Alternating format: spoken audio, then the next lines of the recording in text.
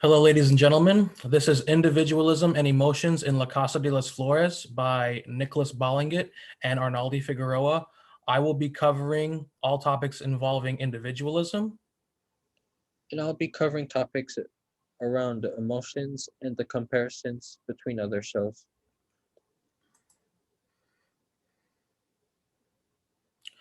La Casa de las Flores, also known as The House of Flowers, is a Mexican comedy drama series that centers around the De la Mora family. They are a dysfunctional upper-class Mexican family that owns a florist shop and a drag queen cabaret, both known La Casa de las Flores. The series is considered a spoof of typical telenovelas, playing on many common tropes in the genre, including family infighting, romance, and deception. It also contains a great deal of black comedy, poking fun at stereotypes in typical Mexican shows and aspects of Mexican culture. The show has many themes, including race, classism, sexuality, morality, traditions, and crime. It also contains many LGBTQ main characters and plots that explore homophobia and transphobia. Many of the characters in the show find themselves in circumstances that test the status quo of these themes and make viewers think about the characters' emotional experiences as well as their individuality. Which brings us to individualism. Individualism is a political philosophy that emphasizes the moral worth of the individual. Individualism is a social psychological term that refers to the ways in which people identify themselves and focus their goals.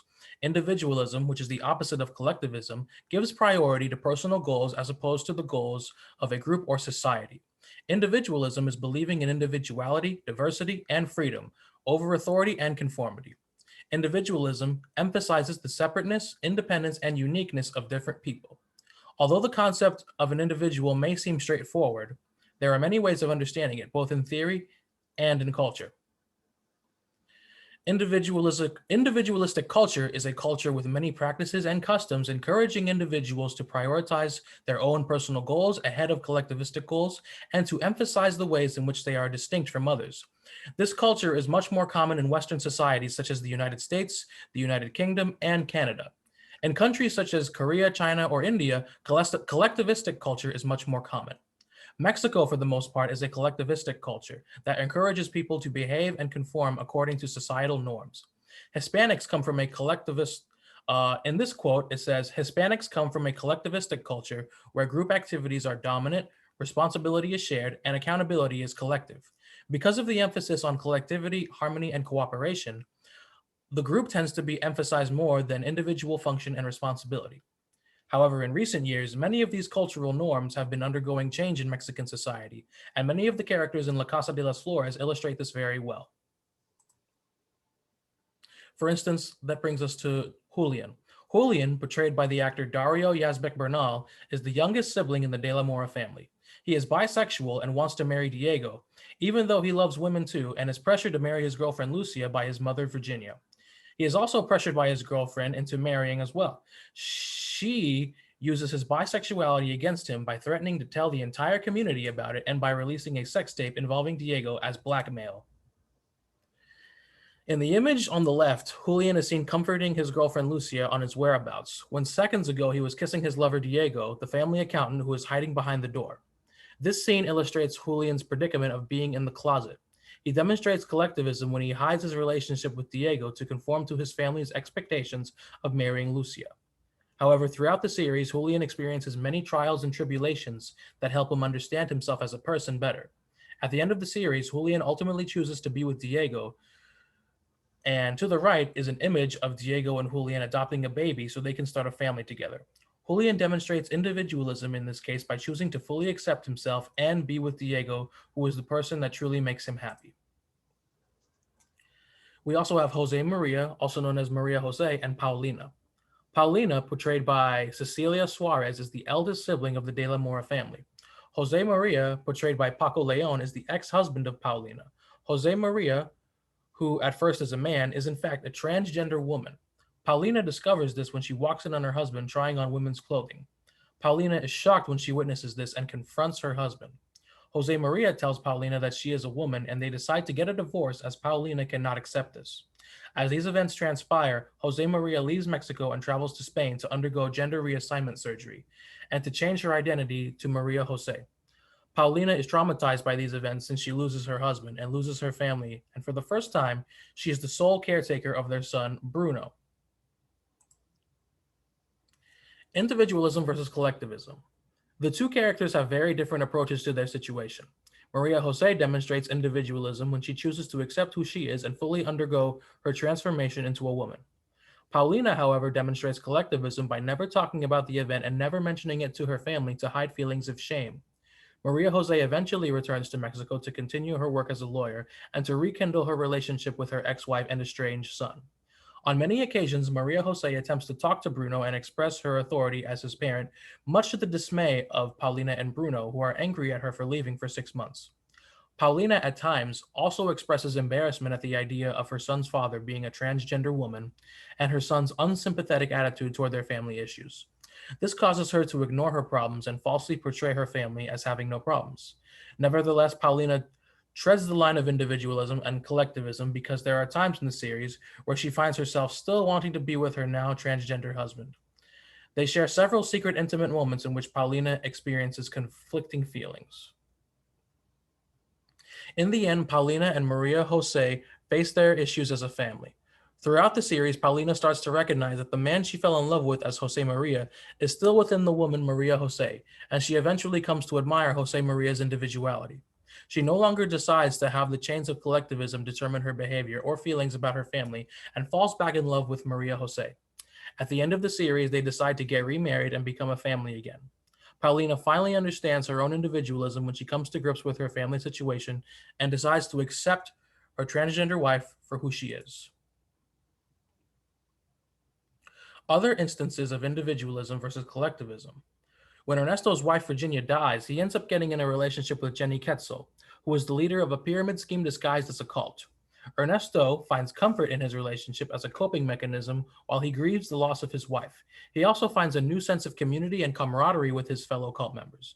His children very much disapprove of this decision and can see Jenny taking advantage of him in many ways. Him joining a cult and giving money to their cause is a very blatant example of collectivism. Then there's also Diego. Diego decides to eventually go through gay conversion therapy to finally be accepted by his parents, who disapprove of his homosexuality. He demonstrates collectivism by wanting to seek the approval of a greater collective, in this case his parents, so he can no longer be rejected by his estranged family. Julian notices the therapy is causing Diego intense anguish and convinces him to stop. His journey back to accepting his individuality causes him to go through a very intense emotional experience, as with many of the other characters in the show. Which brings us to emotions. Emotions are strong feelings that we feel when we react to circumstances of personal significance, such as an event, a situation, or the actions of others. The six basic emotions are happiness, sadness, surprise, anger, disgust, and fear. For some examples from the show, Paulina is sad and stressed most of the time because due to always solving the problems of her family and feeling like it's her sole responsibility to do so. And the De la Mora family is surprised or rather horrified when they see the hanged body of Roberta. Virginia, the matriarch, is furious with her husband for having a mistress behind her back. She also feels conflicted about selling marijuana in her shop, but goes through with it anyway to earn more money to free her husband from prison. And Diego, the boyfriend of Julian, is disgusted with the latter's indecisiveness and lying and always seeing women behind his back. Bruno, the only son of Paulina and Maria Jose, feels happier in Mexico than in Spain. Maria Jose, the ex-husband of Paulina, is frustrated with her wife's refusal to accept help from anyone. This act is one of the primary reasons they divorced.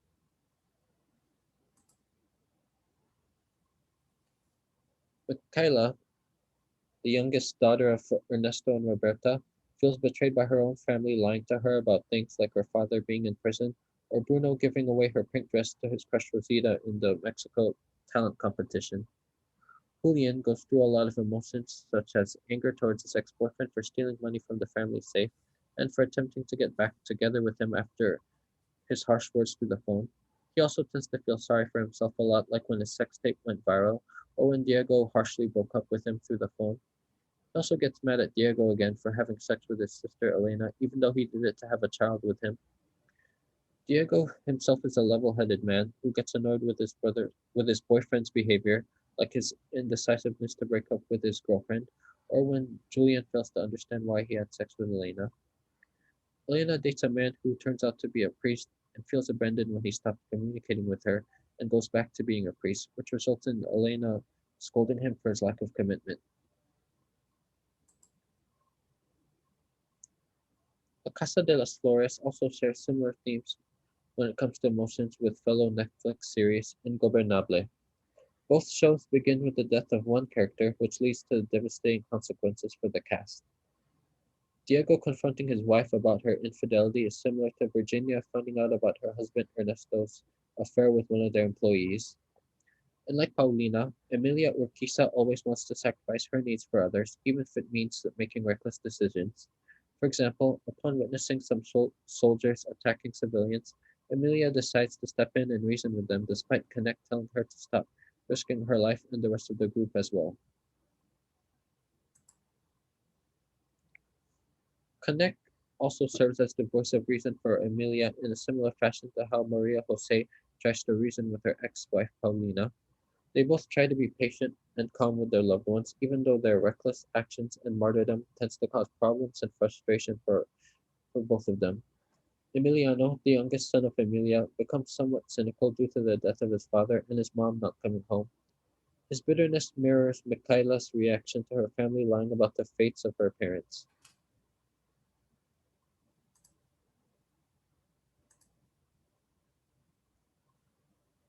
In La Casa de las Flores, Jane the Virgin also plays on satire concerning tropes in Latin American telenovelas. Jane Villanueva, having to choose between her fiancé Michael and her former high school crush Rafael, is similar to Julian's situation of having to choose between Diego and his girlfriend Lucia. And Jane ending her engagement with Michael is also similar to Elena ending her wedding with Dominique after they both start having feelings for their respective crushes. And also, the way Jane scolds her mother for lying about her birth father is similar to Michaela getting mad at at Bruno, her nephew, for lying about her father having a business trip in Japan. And in both shows, forgiveness is very subjective, as Paulina doesn't refuses to forgive her mother for selling marijuana, even though it's illegal in Mexico, and Jane doesn't forgive her mother for lying about her father's identity for 23 years, which shows that sometimes apologies don't always fix problems. Sometimes it doesn't fix familial problems, and that sometimes actions speak louder than words.